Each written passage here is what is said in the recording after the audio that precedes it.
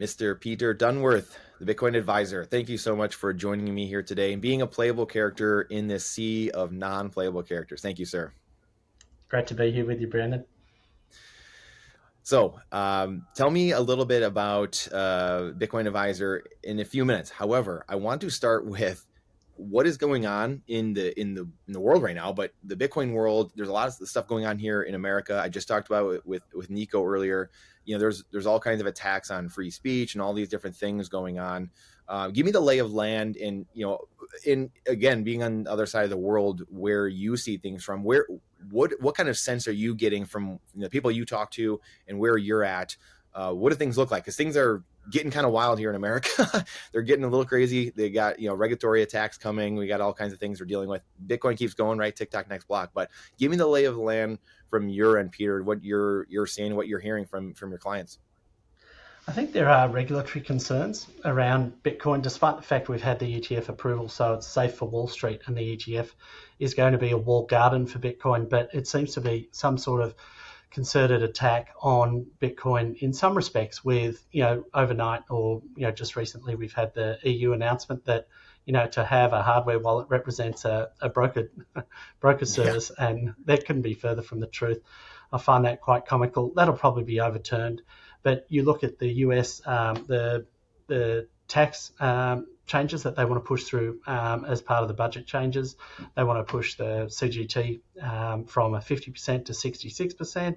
In Canada, they want to do and increase that in the US as well. The US is trying something even crazier, where they're trying to tax unrealized capital gains at the rate of 25%.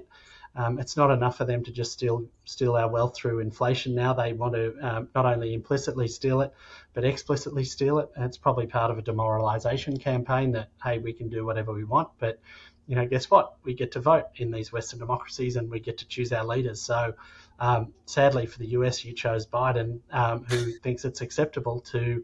And I don't have any political affiliation here. I don't even get to vote in the US election. I know that will just send half of the audience crazy. But let me tell you, I don't enjoy either of them just as much. So that should even us up so no one likes us. But on a serious note, that Biden was your elected representative, and he voted for all of these changes, and he's trying to bring in, unrealized capital gains.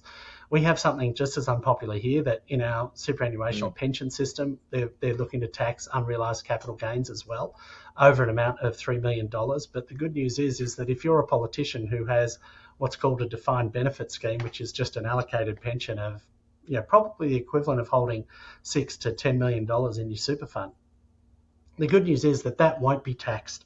So they're free from taxes, but anyone who's got more than $3 million in their self-managed super fund, which is like a Roth IRA self-directed, is going to be taxed at 30% on the increases every year, which is like an income tax on your unrealized capital gains. So what this sort of breeds, I think, a sense of globally is that these governments are desperate. They're desperate to raise tax money. They're desperate to maintain control. And this is where, in a sea of absolute misery and, turmoil, Bitcoin is a beacon of hope that, you have for the first time ever a set or an asset, digital property that you can hold regardless of what authority says you can and can't have it. Now, you can't have that with bonds, stocks, property, you name it. This is the only asset that does it. And in a really sort of big macro or geopolitical sense, the US has got the deepest capital markets. It's where the capital flies to. It's where, it's got the highest immigration numbers for a reason, because it's got the sternest property rights. Your rights are, enshrined in the Constitution. And most importantly, that anyone who's looking to invest capital knows that under, investing in the US, that capital is going to be protected at all costs. What these machinations lead to, I think, at this point in time, is turmoil and confusion for investors globally. And all of a sudden, there's going to be a beacon of hope in Bitcoin that they can get all of the property rights, protections, and the rest of it afforded to them under the US system in Bitcoin. Now, whether or not they do that in the US or not is totally irrelevant.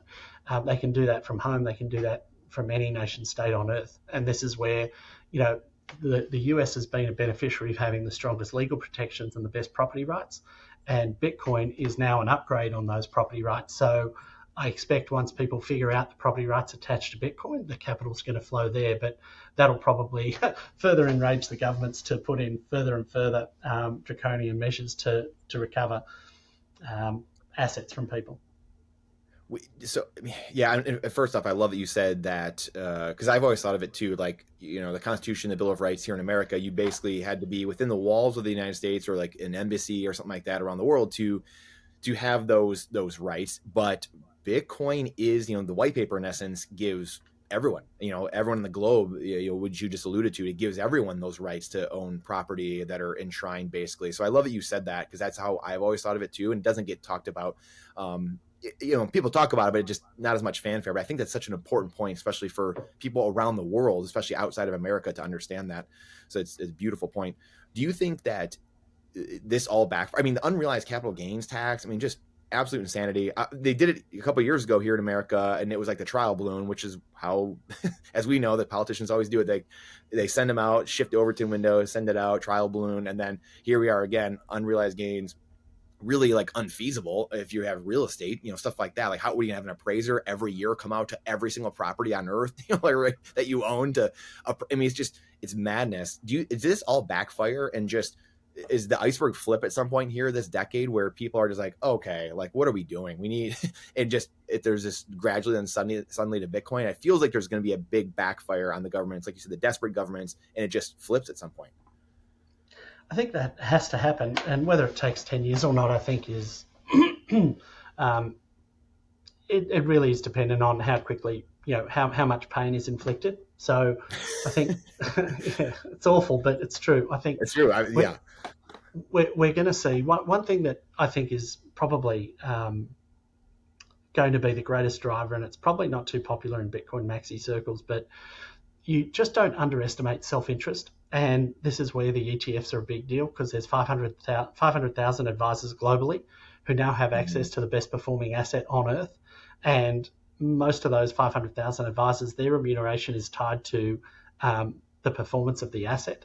So they're going to be incentivized to put more and more money or more and more capital into Bitcoin. And then I look at, regardless of what your view is on the ETFs, good or bad, what I think is it's just another layer at the top of the Bitcoin funnel to get people in and around and interested, and then down the rabbit hole of what the real benefits are of Bitcoin. So I think it's a net benefit. Obviously, there's concerns about centralization and the rest of it, but if investors start going down that rabbit hole, they'll soon realize that they want to have self-custody. And this is where what was really important last week with Hong Kong and their ETF approval is the ability to have in-kind contributions. So, there's circa 15 million or more, 15 million, 16 million coins that aren't in an ETF that can go into an ETF in Hong Kong now. But most importantly, those ETFs will purchase Bitcoin, and they'll be able to redeem that in kind once they figure out that they actually want all of the benefits and optionality afforded to them with self-custodying their Bitcoin. But for the initial investor, they just want number go up technology.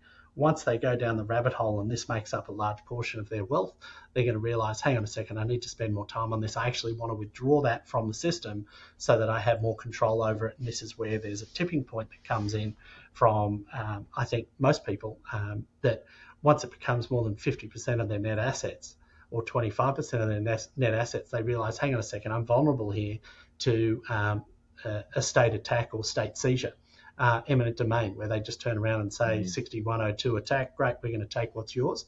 And by self-custodying that, not that I'm recommending anyone defy the government, but it just makes it far more difficult for the government to collect from 10 million random plebs as opposed to one honeypot at Coinbase or Fidelity.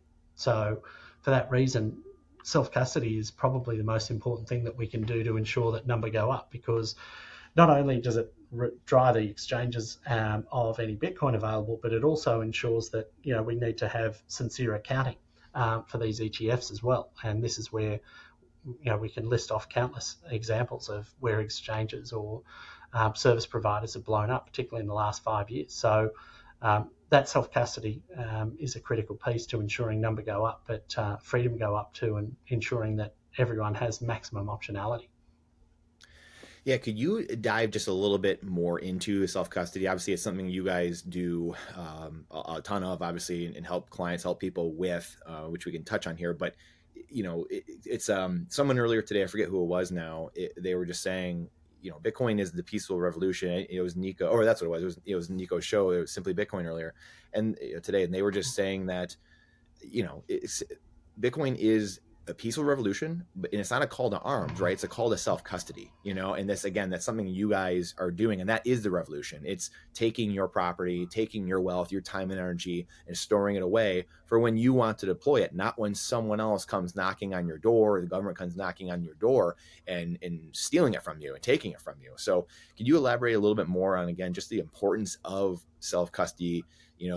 Multi-sig, obviously the next level of that, but just how critical that is for the average person to understand this. And also, this is something actually years ago that had kept me out of Bitcoin for a year or two, thinking that was like, oh, it's too much. Like it's not that hard. It's not that difficult. If you can use a smartphone, you can self custody. It's really simple, especially nowadays. It's so simple now compared to what it used to be. So could you touch on just the importance of that? We want to thank our sponsor. This show is presented by Bitcoin Trading Cards, an orange pill in a pack, making talking about things that normally make you want to cry fun and easy. The scarcest and most educational cards to ever exist, available now.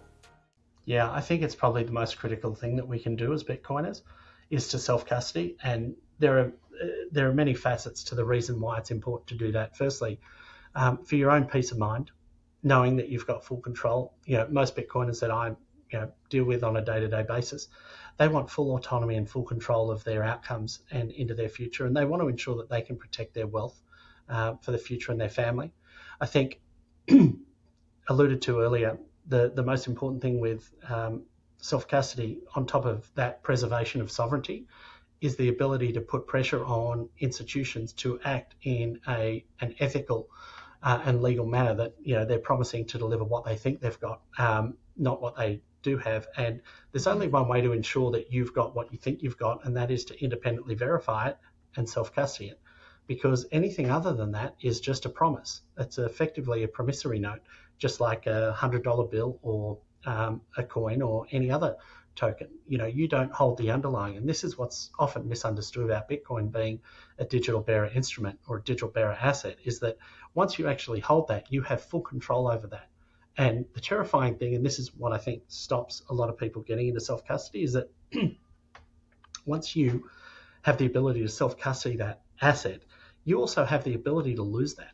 Now, we've got 4 million Bitcoin, maybe 5 million now, of unclaimed Bitcoin that's basically lost to the blockchain for eternity, because people weren't looking after their keys. They didn't think there was any value, and so they were flippant with it.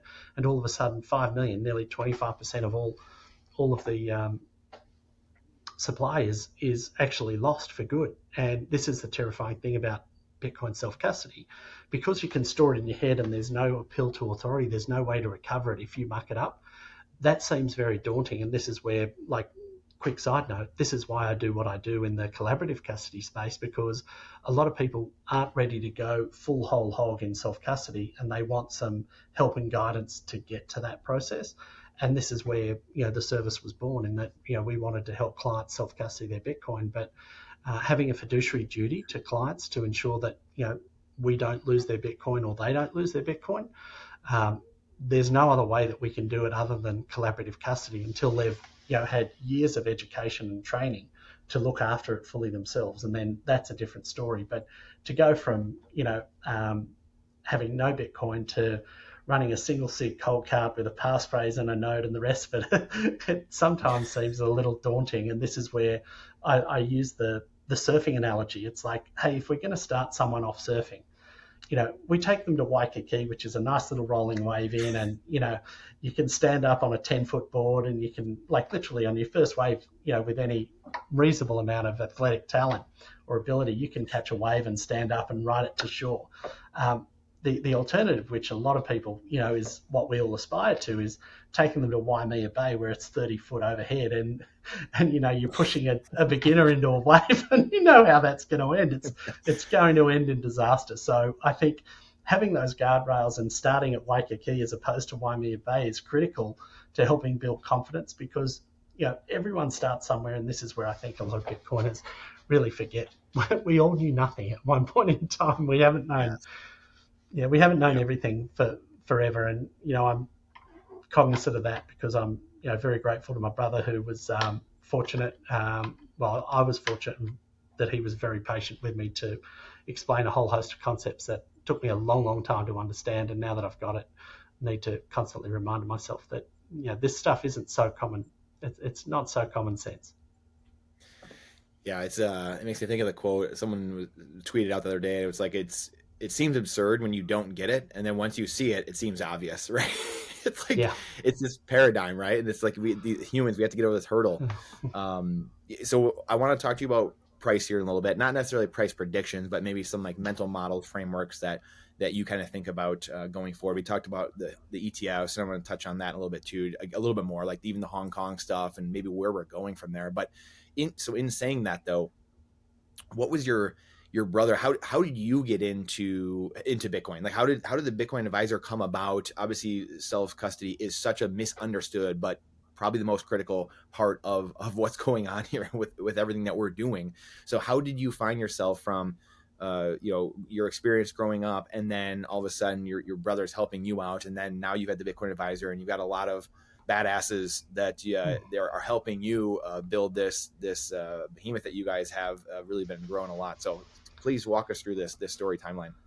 Yeah, it started out, and I love telling the story because it's just a reminder to everyone that you're not too late, and everyone has had this moment. My brother said to me, and he works in a very passive way and very understated, but he said to me in 2011, "Hey, I think you should buy some Bitcoin." And I looked at it, and it was $3, and I said, that won't work. Governments will shut it down. I literally had verbatim every talking point of FUD that could be said, and he just went, "Oh well." I just should have bought some. It was so expensive, that mistake. But fast forward a couple of years, he moved to San Francisco. He was building a Bitcoin exchange, and so I'd call him every other day and talking about Bitcoin because that's what he was doing, and just through osmosis, and talking about his business, talking about what's happening, and then following that because he had an interest in it. Finally, things dawned on me in Twig, but I'm very disappointed, but happy to share this story to tell everyone that it took me 5 years to figure it out, and then the penny dropped, and I was like, oh my goodness, I can actually put money in this, and this is going to be all of these wonderful things that I want. So that was back in 2016. We started advising clients to buy Bitcoin. So that was 8 years ago, and the evolution of that started with at that time, it was very difficult to get more than $500 to $2,000 a week into Bitcoin because there were all these limits. We had most people buying it through credit cards, so you had issues with clawbacks through credit card companies and the rest of it. So I was fortunate that my brother had an exchange, so we could get any size of investment that clients wanted, which was very handy. And then that evolved from leaving it on exchange to putting into collaborative custody arrangements with multi-sig providers. And that's what that looks like now, because as a registered financial advisor or investment advisor, I've got a fiduciary duty to my clients to ensure that we do the best thing for them. And on the spectrum of options that we had available at the time, we could have sent them to Grayscale and asked them to invest in Grayscale, but that was with a 2% fee plus a performance fee. And it was, they didn't own the underlying. So, we've seen what Grayscale, all the carnage that's caused in the last, say, 3 or 4 months. So I wasn't happy with that option. There were other managed funds that had exposure to Bitcoin, but that wasn't good enough. And the ultimate was really buying Bitcoin and self-custodying that. But to take, typically our clients are sort of baby boomers, and to take a baby boomer and literally give them a USB stick and say, hey, there's $1 million on this, don't lose it, and don't forget the PIN number because after three tries it wipes. All these things are sort of quite terrifying for a client to look after, particularly not tech savvy clients.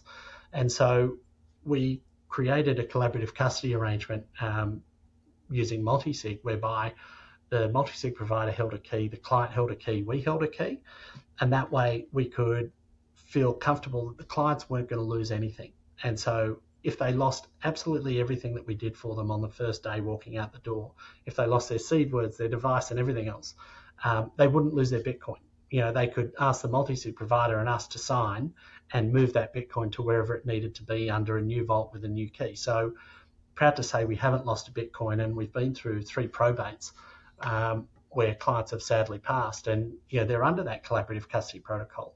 Not one client has lost a Bitcoin self-custodying, and that's a very rare and proud record I've got. And we took that from a multifamily office in 2016, and maybe just over, maybe 18 months ago now, we set up the Bitcoin Advisor on the back of all that experience to basically take this service to the globe, because Australia is a very small market, and I'm in a small market within a small market, but it's a service that I think every Bitcoiner will, at some point in time in their journey, really need help with, because it's really about the legacy and the estate planning that comes on the back of it. That's the most critical component. That we're all out here saving like psychopaths in sats, and want to ensure that we can leave that for our family, or our family can benefit from it. But having a way to pass that from the grave is of utmost importance. Once you realise, or once it ends up being a large portion of your net assets, that need or desire to sort that out becomes much more critical. And those are, what wonderful points. What do you say to someone that, because I've heard this before over time, really in the Bitcoiner crowd, this isn't a normie thing. This is like once people kind of get beyond that event horizon, the hurdle, they come with I don't need an estate. I don't need, multi-sig. I don't need to do anything super crazy, because hey, if I got just my key, my wallet, I'm good. My seed phrase, I'm good. And like if I pass, my wife has it or someone has it, they're good to go. And I can skirt all that. Like, screw that. What are they gonna do? Come get me, type of thing. What would you say to some? Because I've heard that numerous times just throughout the years. What would you say to someone who has that mindset, that is thinking that way? I think it takes a reflection and a certain point in time or in a life cycle of someone to realize that may not be the most mature or sensible thing to approach this with. And if you're talking about intergenerational wealth and tens, if not hundreds of millions of dollars, that might be okay for maybe 30, 50, 100,000, maybe up to $1 million. But if you're talking millions, tens, or hundreds of millions of dollars, that kind of thinking, I think, is just somewhat naive and lacks any understanding of real world considerations. And this is where one of my favorite sayings in life is, you do you. If you're already doing that and you think that's good, then have at it, champ. I don't want to rain on anyone's parade, but if you want to understand the real world considerations of what's going to happen upon your death, that you think you can pass your Bitcoin to your loved ones without any inheritance tax being imbued on them, or alternatively, the government come knocking for their 40% of the slice of the Bitcoin that you've left them, good luck with that. And the problem with that is that regardless of what the privacy tools you're using to transfer that wealth, the Bitcoiner in the family who's running that process is going to be better and well equipped to do it than the person they're giving it to, 9 times out of 10. And the problem with an immutable ledger that will not change in history is that all of these coin analytics companies have got forever to catch you. So you're leaving your Bitcoin to your loved ones, your wife, your kids, whoever that might be, and you're setting them up for failure, because at some point in time, the government's going to come knocking on the door and say, hey, you didn't declare that. We want a slice of it. We want 40%. And because you didn't declare the 40%, it now comes with penalties and interest. We can put you in jail, or alternatively, give us 50 or 60% of it, and we'll call it square. So I look at this and I think, is that worth a risk? And if you're talking about hundreds of thousands to $1 million, that might be something someone's willing to do. But when you're talking tens or hundreds of millions of dollars, where it doesn't change any outcome for the family and the trajectory of the wealth in the family, paying your 40% is not a big deal. And this is where, by playing inside the system rather than out, you can actually legally avoid a lot of the inheritance taxes by setting yourself up now as opposed to later. And this is where, a lot of my job in the day-to-day multifamily office is ensuring that we're in the right structures to avoid those inheritance taxes and the like that get people caught up and caught offside. So I know in the UK it's 40%, in the US it's circa 40%, but there are a whole host of things you can do to mitigate that, to avoid that, avoid the government taking nearly half of your wealth on your death. Incredible. Yeah, it's such a great point. And you said it so well. So I'm gonna be stealing that from now on. I'll say, hey, Peter Dunworth told me. So yeah, I just love the way you said that. So thank you for answering that, because again, it's not something that comes up all the time, obviously, but it's something that is going to, we're going to encounter it more going forward, though. I guess that's moral of the story, more as more people come online here. So, three things. On that, before I finish, I think there's going to be an amnesty from governments on the declaration of your Bitcoin. So you might not be declaring it now and just, hiding it. And then at some point in time, the government's going to realize, hang on a second, there's, trillions of dollars here that we can bring into the fold and the tax system and the rest of it. Why don't we give an amnesty? Hey, if you declare it now, we're not going to tax you on it. We're going to give you, a free run on it. And that will come up at some point in time. So I'd probably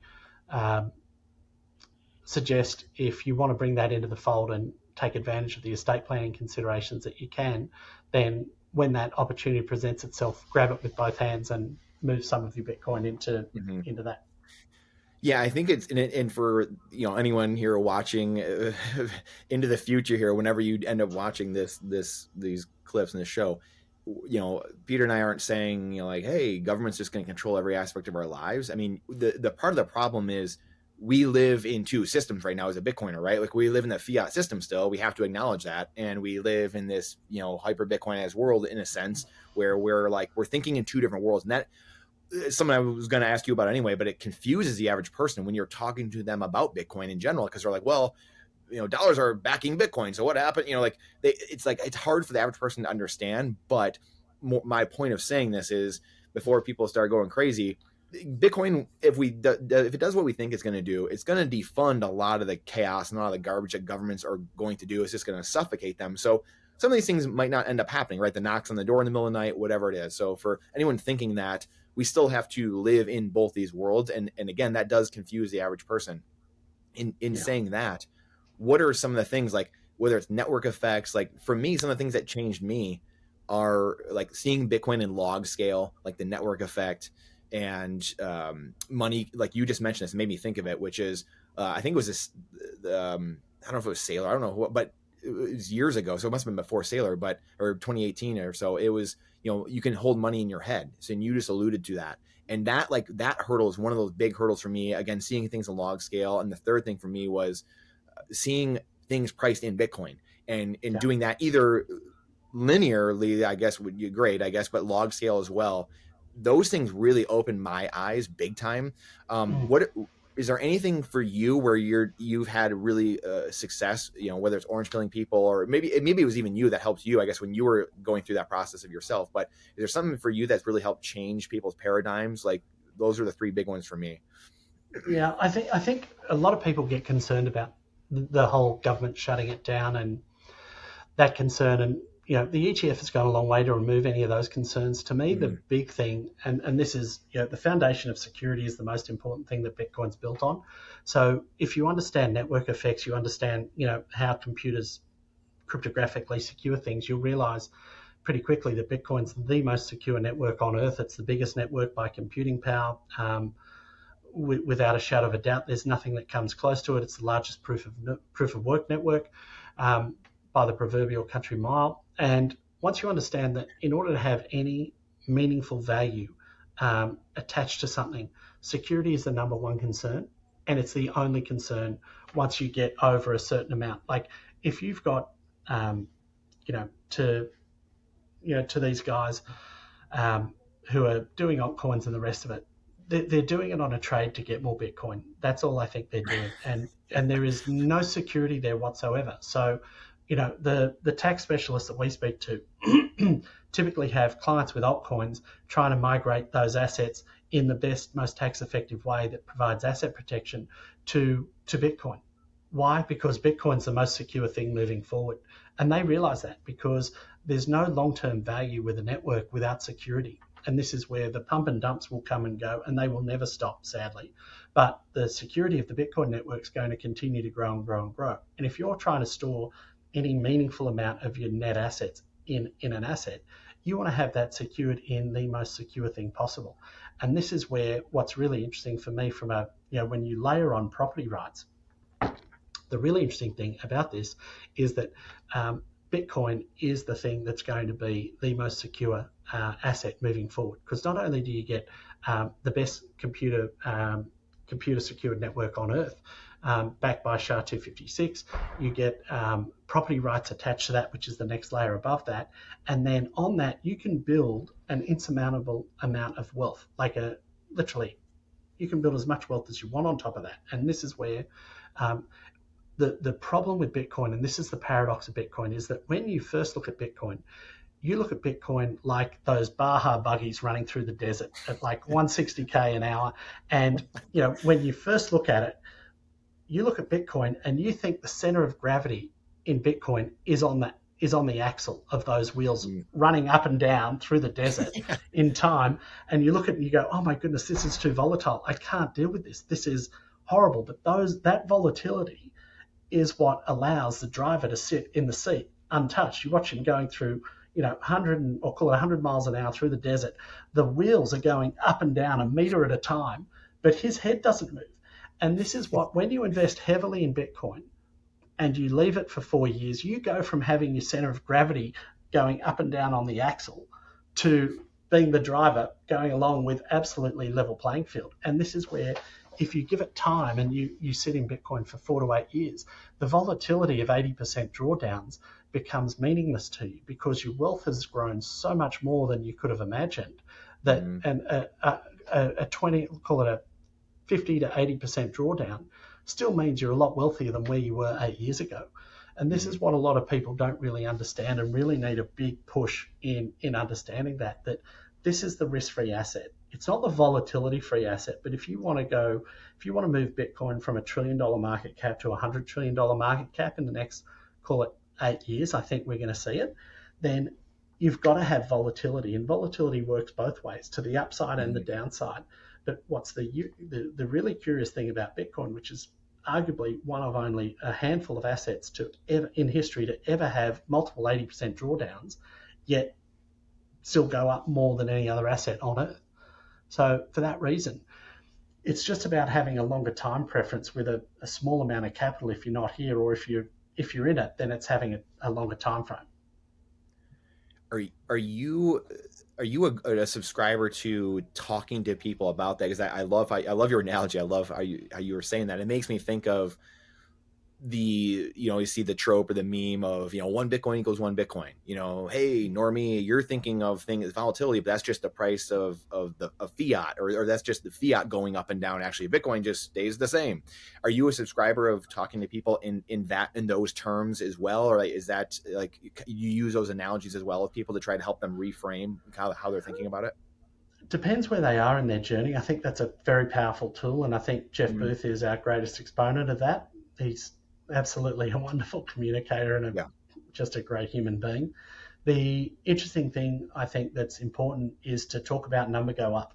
That's what gets people in. And it sounds so callous and shallow, but we all came for number go up, and we've got to remember, as wonderful and idealistic as it is to talk about hope and all the wonderful things that Bitcoin brings, people have to experience that through their own time, and they're not investing that at the start of the process for idealism and the rest of it. They haven't bought into that yet, and it's a journey to get to that stage. So I try and focus on very high level, sincere, meaningful conversations around why this thing is severely undervalued and why they need to have a lot of it.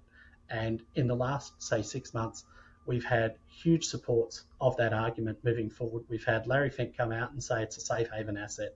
And we've had Mohamed El-Arian turn around and say that he considers this, and his clients do, a flight to quality. Now, if you asked me even 9 months ago, these two guys are going to come out and say that, I wouldn't have bet they'd come out and say it within 10 years, and they said it 6 months ago. So, Yeah. once people in Normie land understand that, hey, these are the guys who are setting the agenda for the world, are saying these things about Bitcoin, and I'm telling you that you can have 100x from here. We just need to get you to 5 to 10% of your net assets, and it'll solve all your problems in time, money wise, that is. No one's problems are solved, but you can solve the money ones with Bitcoin. Yeah. That changes things. And this is where, say, a lot of people, say Pete McCormack and Jeff Booth, two great Bitcoiners, talk about it's always a great time to learn about Bitcoin, and I agree wholeheartedly with that. But I find that people are far more incentivized to learn about Bitcoin when they have skin in the game. So I would prefer to walk people to the deep end and say, hey, let's put 5 to 10% in a Bitcoin, push them in the deep end, and then be ready to stand there with a life raft or alternatively a hand to help them not drown when they get into it, because they're going to be far more cognizantly aware once they've got money on the line with what's happening, and they'll be far more eager to learn about it. And this is where it's always a good time to learn, but it's a great time to learn when you've got your ass on the line. Yeah, well said. Well said. That, speaking of number go up, I was talking to Luke the other day, and we were recording, and Luke Broyles, and he was just saying the same thing. You have to meet people where they are, and which is so true. It's just selling in general, right? You got to meet people where they are and be empathetic to where they're at. And price is something that we do. We have Bitcoiners. We try to get into the weeds a lot of times. We're trying to talk all these concepts and fix the world, but truthfully, again, like that is why really all of us generally got into Bitcoin. We were probably a lot of us were shitcoining, and then we got into Bitcoin or some variation of that, of just number go up, like you said. And I know Dr. Jeff is always like, or even Jeff Booth too, like it's really prices go down and stuff like that. And again, that's a reframe, but the average person, the normie, is thinking, I want to get wealthy, I want to get rich. And to your point, it is tough because you think about it, it's hard to solve problems when all you can think about is, hey, I want to put food on the table, or I don't know if I'm going to have enough cash at the end of the month, or whatever it is. So I think that it is important for us to remember that. So I love that you said that, because a lot of people are struggling to just get by. And until, like you said, until you get some skin in the game and actually have that and start wanting to learn about it and just do a little bit, then you're not gonna care. You're gonna be like, all right, guys, that's great, but I if it's a bear market, if it's whatever's going on, I don't care about your concepts or your frameworks or revolutionizing the government and over like they don't care. No one cares. So I think that's a really important factoid or just a way to look at that you talked about. Yeah. The Hong Kong ETFs, you mentioned that the spread of, we're starting to see the spread a little bit, right? Like you said, Larry Fink, I mean, these guys, we never would have thought in our wildest dreams, and now these things are happening. But now we have the Hong Kong ETF. We've got this seemingly spread. We've got, feels like we're waiting on pins and needles for the next country to drop. Is it going to be Russia pricing things in Bitcoin, their energy, their commodities? Is it another country that's going to adopt? What do you feel? Is there any inkling you have? I'm asking you to mind read a little bit, maybe, but who knows? Maybe you have some information that that I don't have.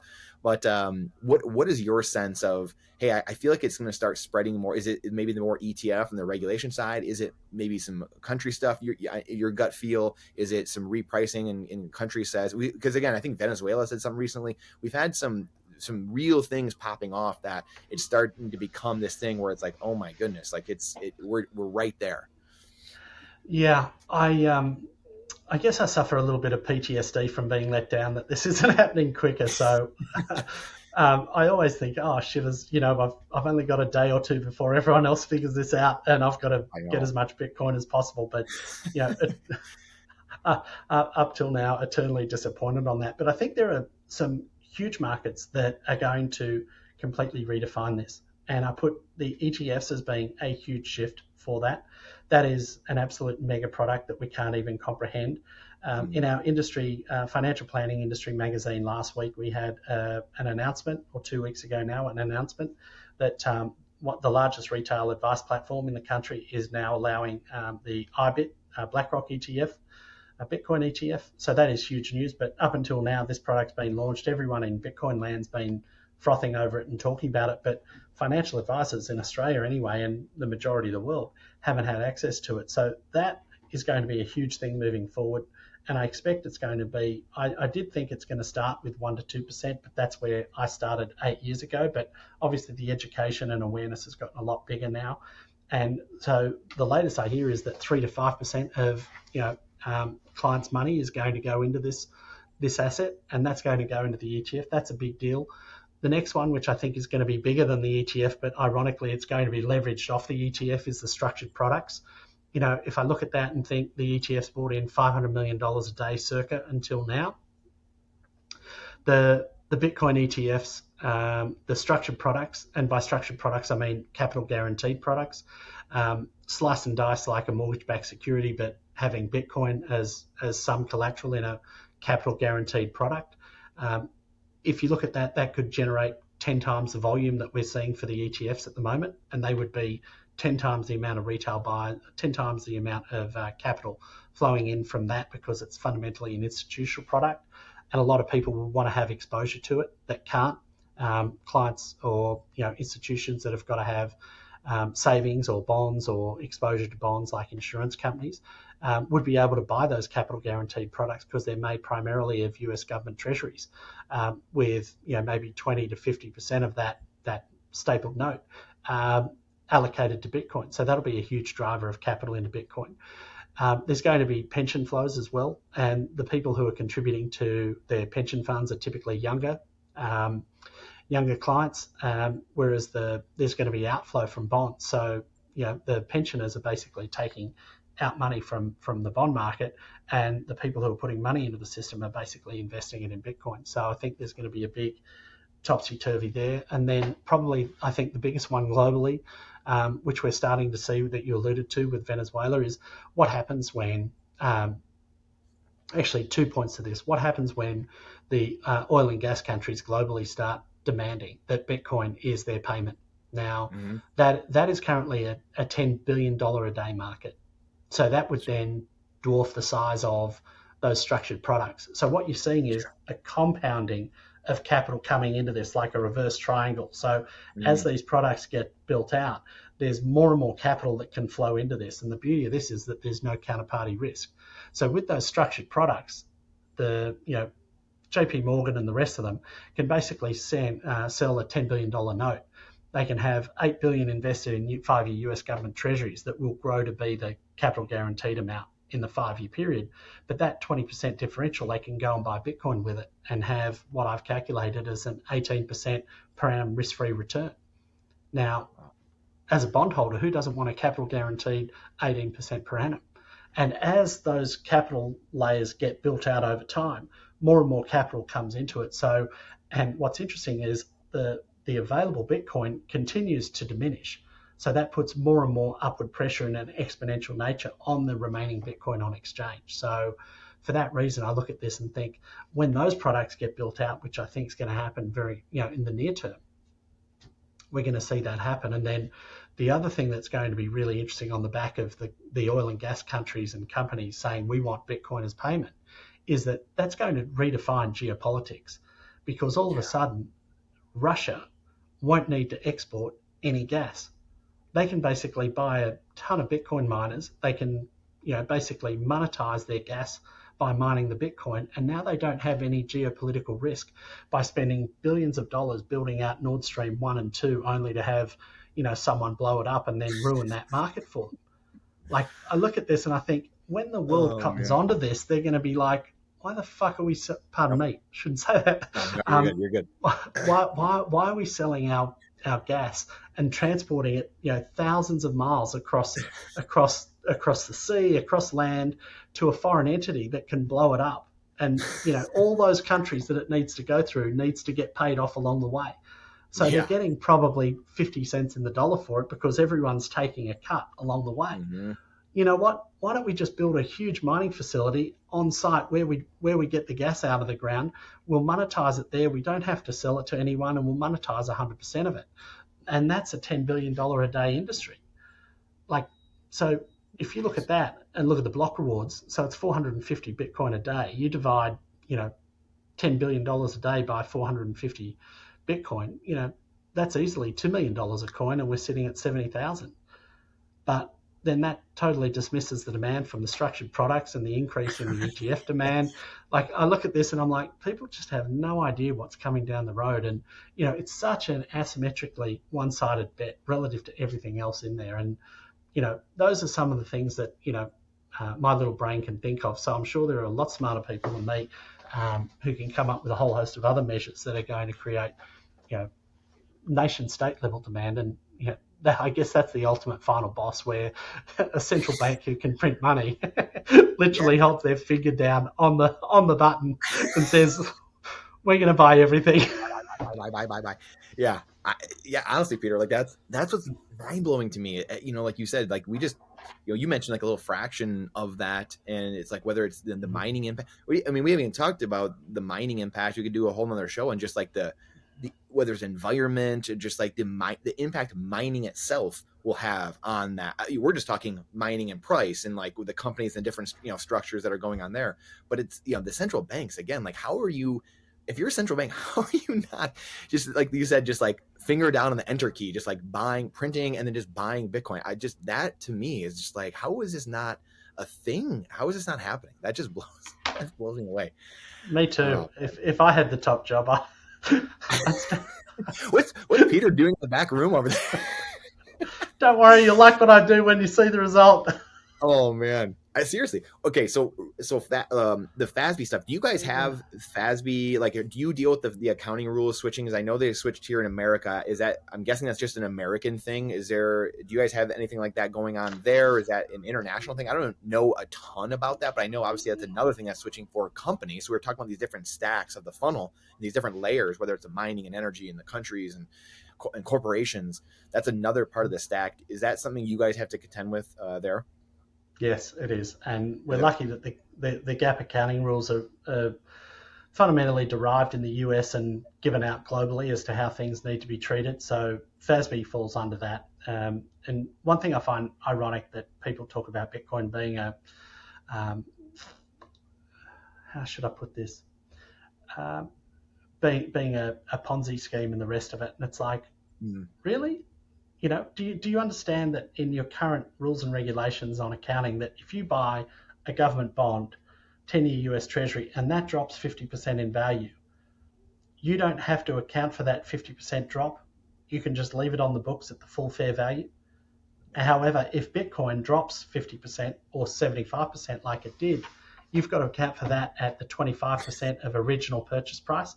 But when it goes up to new all-time highs and more than doubles what you purchased it for, you're not allowed to readjust that upwards, and so you're highly incentivized. And this is, look at the incentive structure of our accounting system. It highly incentivizes the purchase of US government bonds and treasuries, and it totally underrates and punishes purchasing Bitcoin and leaving it on your balance sheet. So I look at this. Michael Saylor's smart enough to ride through it. The analysts are now smart enough to figure it out because they've had 4 years to look at how they deal with it. But just on the surface level, one is given absolutely, A-grade treatment to just walk through life with impunity, and the other's treated like the redheaded stepchild. No offense to redheads, but on a serious note, we often get criticized for Bitcoin being a Ponzi, and it's like there's a severe lack of critical thinking to just look at those two inconsistencies that I just raised there, and how that pertains to the value of an asset. And if Bitcoin was given, the FASB accounting treatment, which they've slated to make the change, but I don't think it's been instituted yet, Bitcoin will be adopted in much higher rates than what it currently is. But at the same time, the US Treasuries haven't gone through the FASB accounting rules change, where if your long-term position and an asset drops 50%, that doesn't get downrated. They still get to keep it at par value that they purchased it for. Now, please remind me of who's running a Ponzi here. Incredible. Absolutely incredible. Yeah. That's a rhetorical question for everyone watching. Boy, oh boy. All right. Transitioning, towards getting, on the home stretch here a little bit. What do you, in terms of, we've talked about this a little bit with price and things of that nature, but are there any, mental frameworks like, again, we got Foss with his, it's a talking about credit default swaps and its insurance on, nations defaulting and things like that.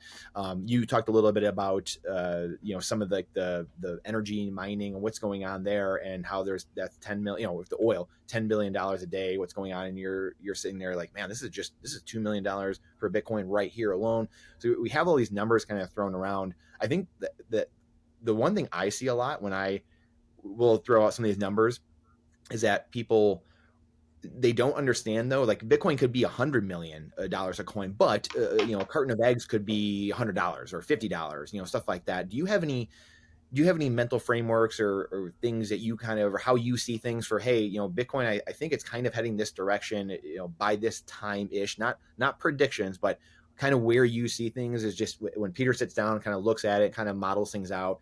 And then also how you kind of frame that and talk to people about like that price talk. When you say a crazy number, people are looking at you like, well, okay, buddy, how do you handle that? I think with grace and humility is the best way to do that. And the reason why I talk about big numbers, and I think it is somewhat inflammatory to some people, but you've got to remember that 99% of people aren't in Bitcoin yet. So to the majority of people, they hear that and they say, that's crazy, you've lost it, and they don't quite understand it. And if that's the case, I'm happy to engage on that front. And I tell them, I'm like, hey, I've spent the last 25 years working in finance, and I'm not stupid, but I sincerely believe that. And I urge you with my deepest conviction to take a look at this and invest 5 to 10% of your net assets in this for that reason. And the reason is that 5 to 10% won't change anything in your life. But if it goes to zero, nothing in your life has changed. Your kids go to the same school, you eat at the same restaurants, you live in the same house. Most people can afford that type of loss and recover. But if it does what I think it's going to do, then that will completely redefine not only your life, but your children's and your complete legacy for the rest of history. And I urge people and challenge them to say, hey, look, I've looked at this for, the last 8 years, every day for hours a day. And this is what I've come to. Like, multi-billion dollars of Bitcoin does not seem outrageous to me. And, then the challenge to them is that, hey, you don't have to do this. But if we're talking in 10 years' time and you haven't taken action now, you're going to feel really stupid. But for the next 10 years, you're going to think that I'm stupid. But for the rest of the life, we're both going to look at each other and go, damn, you probably should have done that. And it's much harder to live with regret than the risk of taking action. So I always defer on the side of taking action. And this is where people can completely redefine their futures by investing heavily in Bitcoin and just being really, really patient. Don't look at it for 8 years, come back in 8 years and see where it is. And on that timeline, I think realistically in the next 8 years, we're going to see $10 million US of Bitcoin on inflation adjusted terms. So, you just need to have one and that will change most people's lives. But if you're holding multiple, then, that's the name of the game. And it's really like, probably like the game of Go, where it's really about seeding ground on the network. So there's only 21 million. You can only have 21 million. Michael Saylor's figured this out. The name of the game is to basically take up and own as much of that network as physically possible. And I don't think anyone's done a better job of, monetizing the fiat game to get more Bitcoin. So hats off to him. Do you think, is there one thing that stands out to you the most about Saylor? Just, whether how they structure stuff with the company, how he's taking out debt, you're raising debt, they're doing equity, is there one thing that stands out to you, or you're just like, dang, like that was brilliant? There are so many things about Michael Saylor that are brilliant, and I'm very grateful that he's in the space to do the heavy lifting for us, because I can't think of a better, smarter, more articulate human being who is just absolutely, we're all blessed as Bitcoiners to have him on our team. But I think one of the things that's going to have a much broader implication on and have a carry-on effect or carry-over effect to affect a whole host of other companies, which I think it is so simple, but it is so brilliant in its simplicity, is that he has an ability now to arbitrage the premium of his stock to the underlying value of his company.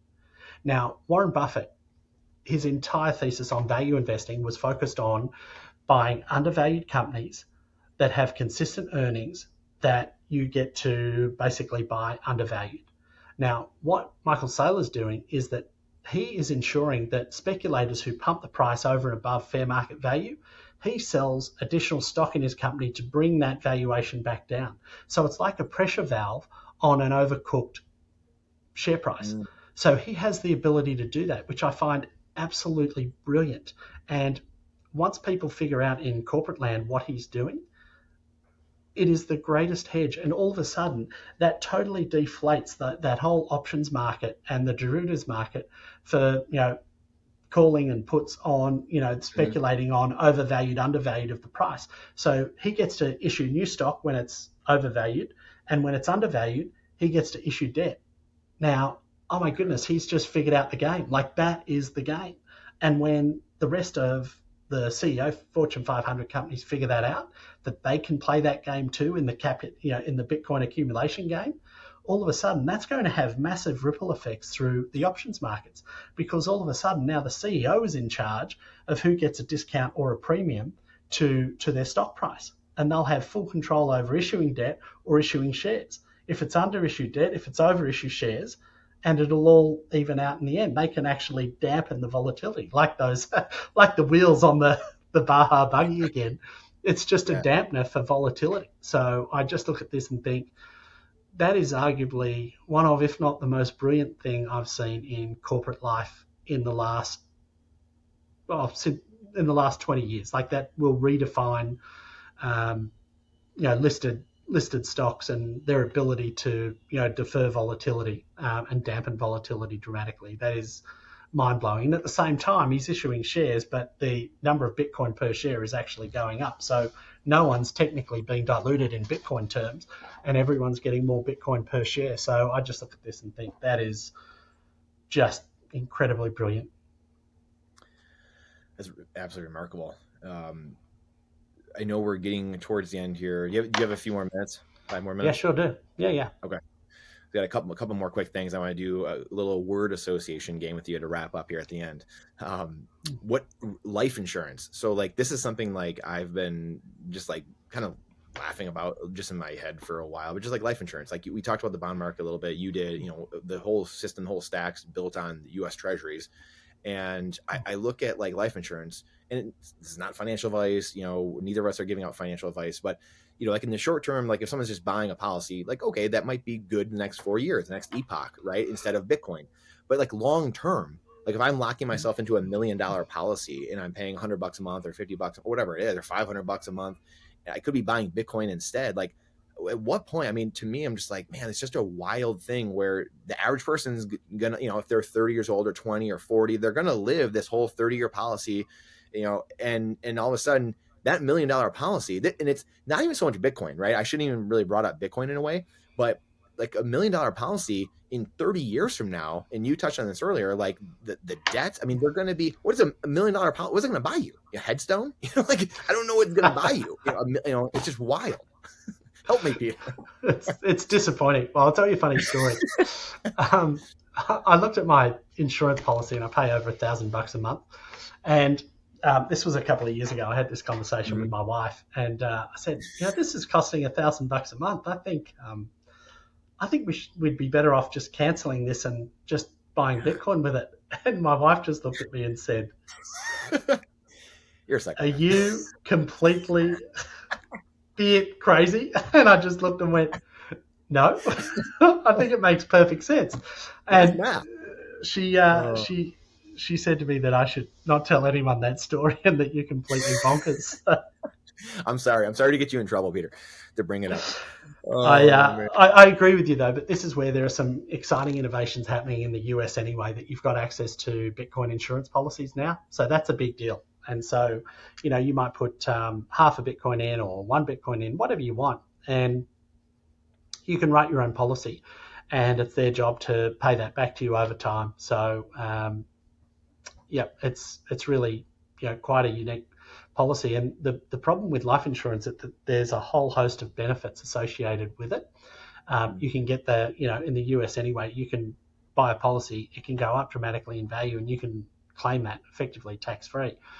in some capacity. So there are some huge tax advantages to that, and if you can do that by paying for the policy in Bitcoin and it pays out in Bitcoin, then holy dooly, that sounds like a product I'd want to have.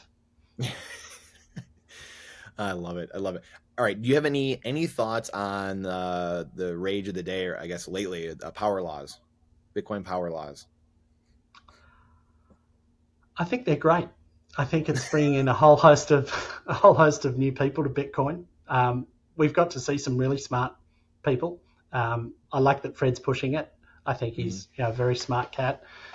Giovanni, Plan G, I think I find him endlessly entertaining, and not only that, educating the masses on maths, which is typically a dry, boring subject for most. But all of a sudden, we now have a whole host of mathematicians in the Bitcoin space, which is an absolute brilliant addition to the team. I think it's a net benefit. Whether or not I think it holds, I think to Saylor's point, all models break. I think it's a model that is so exciting, just based on the predictability of the outcomes over time and over such huge variances. It's hard to ignore that there is some validity to it, and I think without making any judgments on it, any bullish commentary that gets more people to Bitcoin, I'm all for. So stock to flow, Plan B, I was a huge fan of. And, the only criticism that he took was he brought a lot of people to Bitcoin for the wrong reasons. And, they left as quick as they came. And it's like, well, that's not his fault. His fault's to get eyeballs and, present a thesis. And so he did that.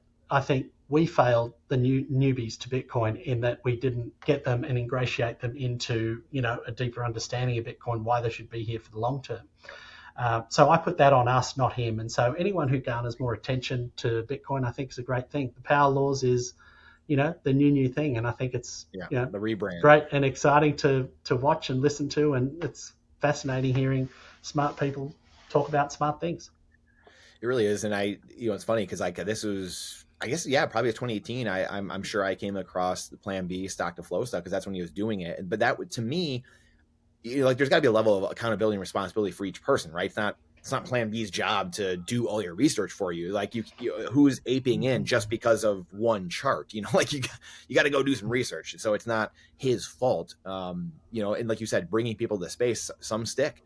Like I said, I don't know if I can say or credit to that, but like I mentioned earlier, one of the things that changed me was the log chart. And Plan B, for all intents and purposes, it was showing the log chart. And I saw it in a way, the way I would kind of look at his chart, again, was a network effect. To me, that's more of what it was, more than anything, which is network effects. And that's when I started, for myself, seeing whether it was a network marketing company or it's a tech thing where it's got a number of users, Metcalfe's law, all that. That's where it kind of dawned on me of like, oh, geez, there's something there.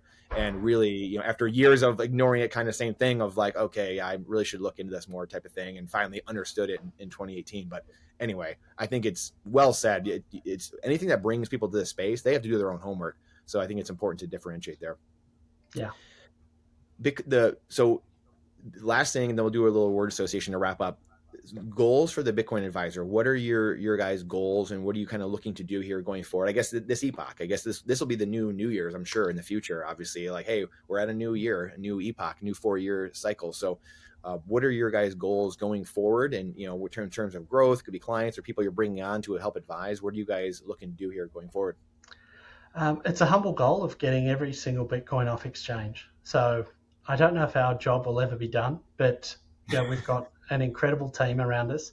I feel absolutely flattered and humbled that we've got such brilliant Bitcoiners on the team, building out this service and helping clients from literally all over the globe. So our mission is to get Bitcoins off exchange, and we need a host of people to do that. And I think there's 35 advisors now, and some of the most brilliant minds in Bitcoin. But we want to be every that continent, Peter. Except Antarctica, obviously. I think we are. I think we'd qualify as that because we've got advisors in Africa, South America, North America, maybe not Asia. India's coming on board, so but China, we probably need one up there. So yeah, it's amazing. Very cool. Very cool. All right. Last thing, a new segment presented by Bitcoin Trading Cards. We've got little word association. So I'm going to fire off. I've got, I don't know, 12, 15 words, something like that. So whatever comes to your mind, it could be 1 word, 2 words. Try not to do a paragraph for Sure. each one. We'll try to rip through them, and let's rock and roll. Great. Satoshi Nakamoto. Legend. Proof of work. The be all and end all. Government lockdowns. Gaslighting. Elon Musk. Provocative. Bitcoin meetups. Source of juice. Do it. I like that. Politics. Waste of time. Financial privilege. A real thing. Family. Everything. Integrity.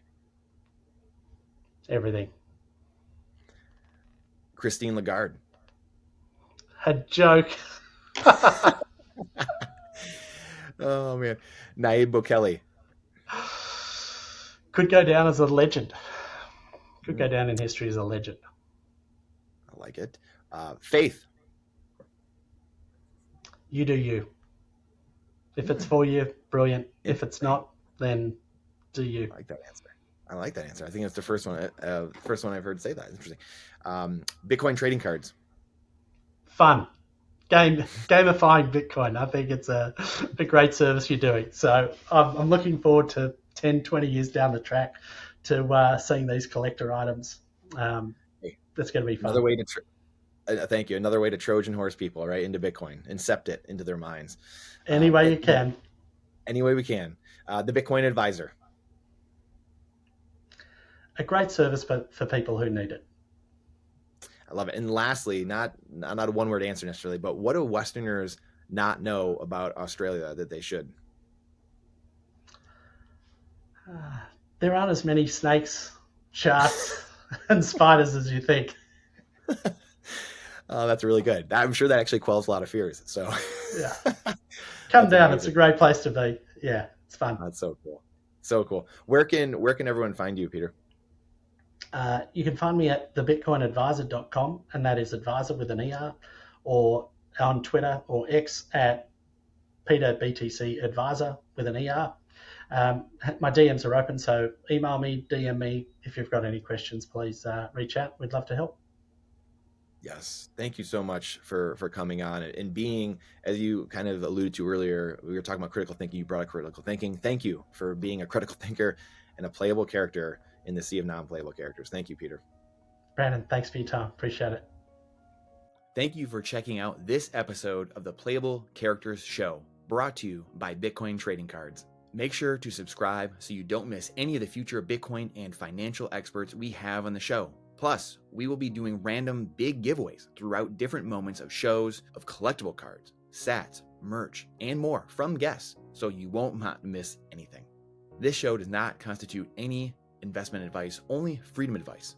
Everything you see here is opinions from the host and the guests themselves, nothing further. Please don't trust, verify.